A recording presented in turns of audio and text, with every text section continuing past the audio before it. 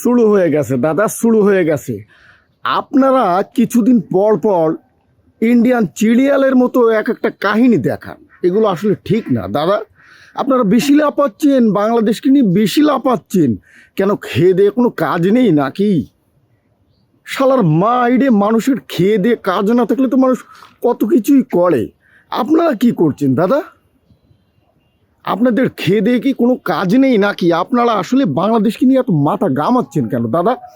আপনাদেরকে দেখলাম কিছুদিন আগে আপনারা শুরু করে দিলেন, দাঙ্গা হাঙ্গামা শুরু করে দিলেন, এই যে উপজাতিদেরকে নিয়ে উস্কানিমূলক বক্তব্য দিলেন। বাংলাদেশ আপনার চট্টগ্রাম আপনাদের হয়ে গেছে। এরপরে আপনারা কি করলেন? আপনাদের ওই যে চ্যানেলের কি বলে, আপনাদের যে চ্যানেলটা আছে না, ওই চ্যানেলের যে সাংবাদিক, একটা মানে একটা ভাবার বিষয় দাদা। আপনারা আপনাদের একটা চ্যানেলে যে সমস্ত নিউজ কভার করার জন্য সাংবাদিককে নিউজ দেন না, মানে নিয়োগ দেন না, এই সাংবাদিকগুলো আছে কি বলবো, যাত্রাপাড়া থেকে এসছে। একটা চ্যানেল কতখানি তলায় চলে গেলে এরকম সাংবাদিককে নিয়োগ দিয়ে, আপনারা বুঝতে পারছেন দাদা? উনি বলে কি না, পশ্চিমবঙ্গ থেকে ত্রিপুরায় জিনিসপত্র আনতে ভারতের অনেক খরচ হয়ে যাচ্ছে, বাংলাদেশের চিটাগাং যদি ইন্ডিয়ার হয়ে যায় তাহলে তাদের খরচটা কত কমে যাবে, কত সুন্দর হবে। আর এই বোকা স্বর্গে বাস করছেন, একে মামার হাতের মোয়া।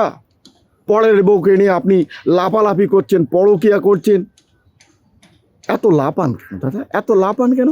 আবার দেখলাম এই যে মানে বাংলাদেশে যে উস্কনের যে একজন আছে না, আপনার কি বলে, নেতা আছে না, তাকে আটকানোর পরে আপনারা অ্যাডভোকেট সাইফুল ইসলাম আলিফকে যে নৃশংসভাবে মারলো, আপনারা তাই নিয়ে খুব লাফালাফি করছেন।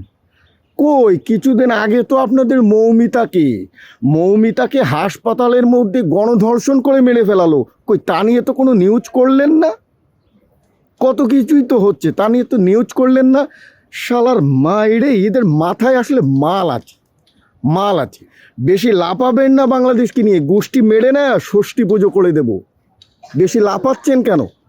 হ্যাঁ, এই বাঙালিরা 1971 সালে কিন্তু দেশ স্বাধীন করেছে বাবা, ভাষা আন্দোলন করেছে, আবার এই 5 তারিখে শৈলা শাসনকে বাংলাদেশ থেকে বিতাড়িত করেছে। এরা কিন্তু মরে যায়নি।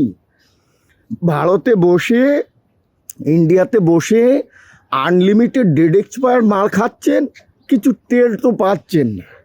খাচ্ছেন, ওখানে বসে খান দাদা, আমাদের কোনো সমস্যা নেই, কিন্তু বাংলাদেশ নিয়ে লাফাবেন না। যারা বাংলাদেশকে স্বাধীন করতে পেরেছে, ভাষা আন্দোলন করতে পেরেছে, যারা 5 তারিখে স্বৈরা শাসনকে হটাতে পেরেছে, তারা কি আঙ্গুল চুষবে নাকি আপনাদের মতো ডেড এক্সপায়ার মাল খাবে? হ্যাঁ, বেশি লাফাচ্ছেন, একদম লাফাবেন না দাদা, তাহলে গোষ্ঠী মেরে না ষষ্ঠী পুজো হয়ে যাবে। শালার ফাউল কোনেকার, বাংলাদেশ নিয়ে খালি নিউজ করেই যাচ্ছে, উস্কানিমূলক কাজ দিয়ে যাচ্ছে। কি এটা কি বাংলাদেশ কি ইন্ডিয়ার অঙ্গরাজ্য হয়ে গেছে? প্রেমিকা নেই এখন, প্রেমিকা নেই, প্রেমও নেই। অঘোষিত ইন্ডিয়ার অঙ্গরাজ্য মনে করলে চলবে না।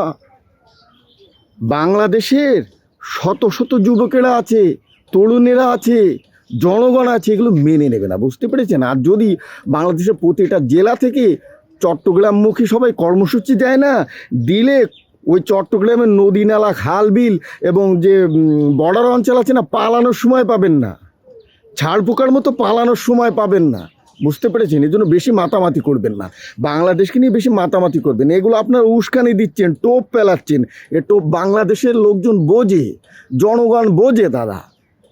এরা ইন্ডিয়ান সিরিয়ালের মতো নিচ্ছে না, যে এক এক পর্বের পরে এক এক পর্ব বাইরে, শালার মাইরে পর্ব কি 450, 1020, এত বড় পান কোথায়? নাটক একটার পরে একটা করছেন, এখন আর নাটক চলে না।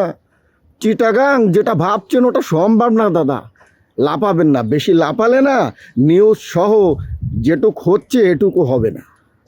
দেখছেন তো কত বাণিজ্যিক চুক্তি ক্যান্সেল হয়ে গেছে। পাকিস্তান থেকে পেঁয়াজ আসছে, আলু আসছে, আপনারা চালাচ্ছেন, অস্ত্র আসছে, তাই না? জ্বলছে, খুব জ্বলছে, মায়ের ভোগে পাঠিয়ে দেব।